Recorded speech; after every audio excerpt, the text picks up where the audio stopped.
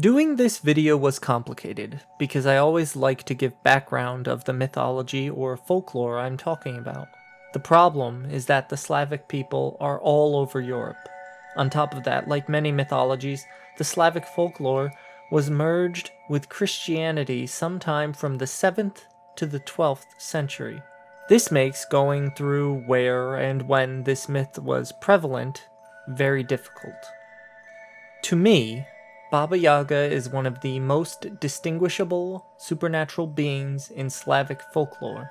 She's an aggressive-looking and deformed witch. She's said to fly around on a mortar, holding a pestle, and sometimes a broom.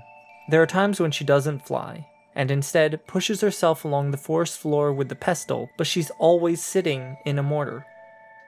Baba Yaga is a witch that lives deep in the forest, and is sometimes considered a wild woman or forest spirit. My favorite feature is the home she lives in. Surrounded by a fence of human bones, Baba Yaga's house stands on legs, chicken legs. Sometimes it's one leg, other times it's more.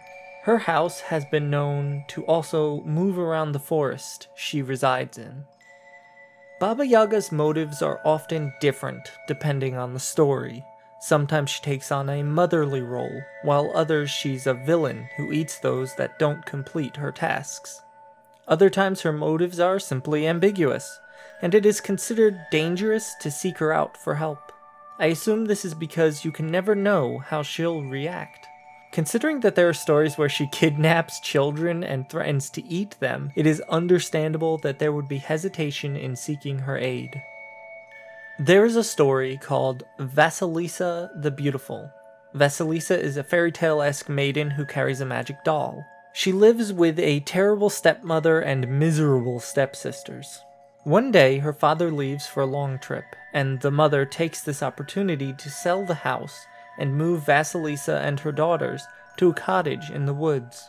The stepmother then gives the daughter difficult tasks to finish by candlelight.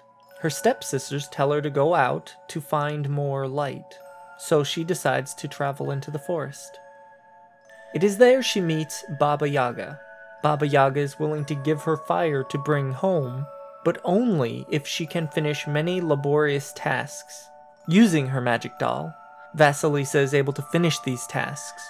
When finished, Baba Yaga gives her a skull lantern and sends her home.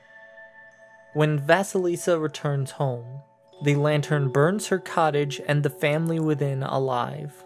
Vassilisa's story ends with her marrying the Tsar of Russia. I truly and unapologetically love the story of Baba Yaga. It is such a unique and interesting figure that it just makes me happy.